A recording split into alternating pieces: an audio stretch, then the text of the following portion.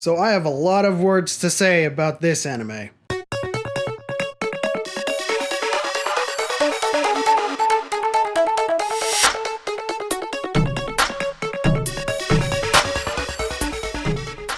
What's up guys, welcome back to another video. Element here. Today we're going to talk about Isekai Cheat Magician. Now like I've been saying in past videos, LitRPG is a genre that's flourishing right now, and I love it. Something about this anime was just off. Now in a world full of amazing LitRPGs, you're gonna have to find some kind of way to stand out from the crowd. Whether it's character development, social dynamics, narrative, or even just amazing animation. While I was watching Isekai Cheat Magician, I was constantly trying to grasp what it was that made this one stand out. The story is generic, but interesting enough to keep me watching, so I thought that the narrative in later episodes was going to draw me in. But I found myself more and more able to pause this anime and go do something else. Whereas with other anime like Shield Hero, Log Horizon, Konosuba, I have this urge to keep watching, this urge to keep going, watch the next episode, see what's going to happen next. Isekai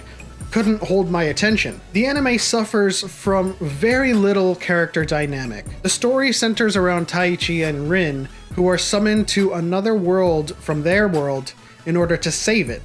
Sound familiar? Shield Hero. The problem with this world is that it has very little dynamic, and when I say that I mean the anime itself is centered around everyone being magicians, or everyone, working around the power of magic. And, it does call itself Isekai Cheat Magician, and I'll grant it that, but it still kind of pigeonholes itself and backs itself into a corner. The premise of Taichi and Rin possessing otherworldly, like literally otherworldly power, doesn't translate very well.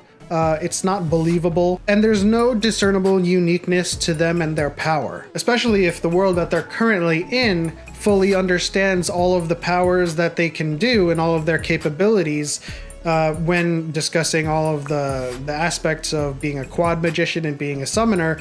I think there's no room for any kind of originality when the world itself is dictating to you, a person with otherworldly powers, that this is what you can do and this is what you're capable of, and there's no room for any kind of strange occurrence. There's no room for any kind of breaking the mold. Now if I can draw a comparison, let's talk about Shield Hero.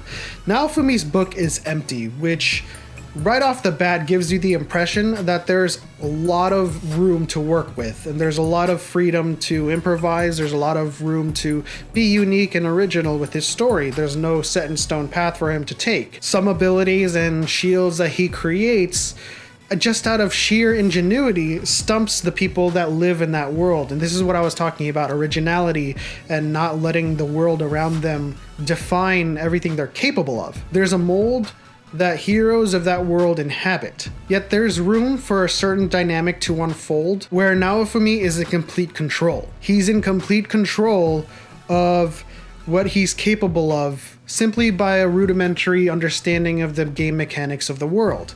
And he's not, restrained, or he's not confined by the rules of the world that has been explained to them, like in Isekai Cheat Magician, where Taichi and Rin are relegated to having roles assigned to them that are predetermined based on what their understanding of the rules of that world is.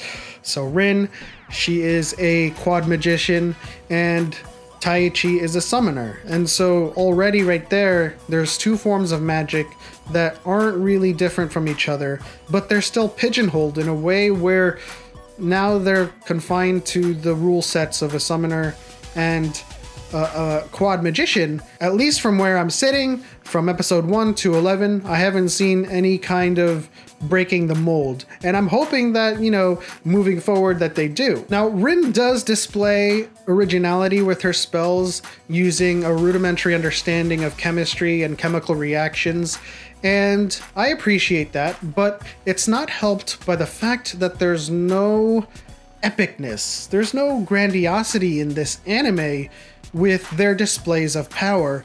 And That brings me to animation. In a world full of lit RPGs, there are so many things you can do right, so many things you can do wrong, and so many things that you need to do to set yourself apart. Whether it's the things that I mentioned before or amazing animation. From episode 1 to episode 11, which is the latest episode that's out and the latest episode I've seen, the animation just falls flat. In typical anime fashion, there's the B team, and then there's the A team. Now, historically, filler episodes and plot development episodes are relegated to the B team, where the animation will be, just enough to kind of move things along. It can either be very horrible or it can be mediocre. But when we get to the big fights, the major arcs, the apex of the narrative, we get the A team, and the animation is smooth, crisp, fluid, and it just looks beautiful. In every single episode, the animation was bad. Now, I'm not gonna say the animation sucks, but the animation is bad in comparison to what's out there right now. I kind of expect amazing animation in climactic fights in lit RPG anime where the protagonist has otherworldly powers, and this one just kept on falling short. All in all, the anime was meh. The story is interesting enough where you could potentially watch this through and through if you were bored and you needed something to watch and all of your favorite anime you've already watched for the week, but it's not something to write home about. So is Isekai Cheat Magician worth adding to your queue? I'm afraid not. And I'm saddened by this. If you're gonna roll the die on the lit RPG scene, you're gonna have to bring some big guns. You can't come out with a generic plot line, generic characters, and mediocre animation and expect to make it. This anime didn't. Now, could the anime improve from here? Of course, there's always that possibility, which is why I'm going to be following it from here on out. But like I said, I'm watching it with a certain lens now because my expectations were not met, and I've been thoroughly disappointed with it so far. But I do want it. I do hope for it to improve. I do hope that an A team comes in and helps save another climax or another epic arc in this anime. But so far, it's just failed. But yeah, I'll continue it. I'll continue watching it and see if it improves from there. I'll do another update video if and when it, improves and if my opinion about it changes.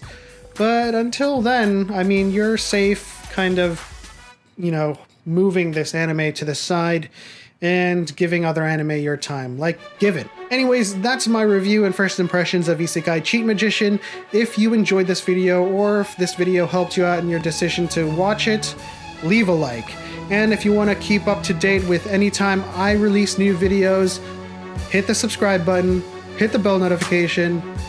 I don't have a set schedule, but at least if you do that, you'll know when new videos come out from me. Anyways, that's my time. I'll see you guys next week.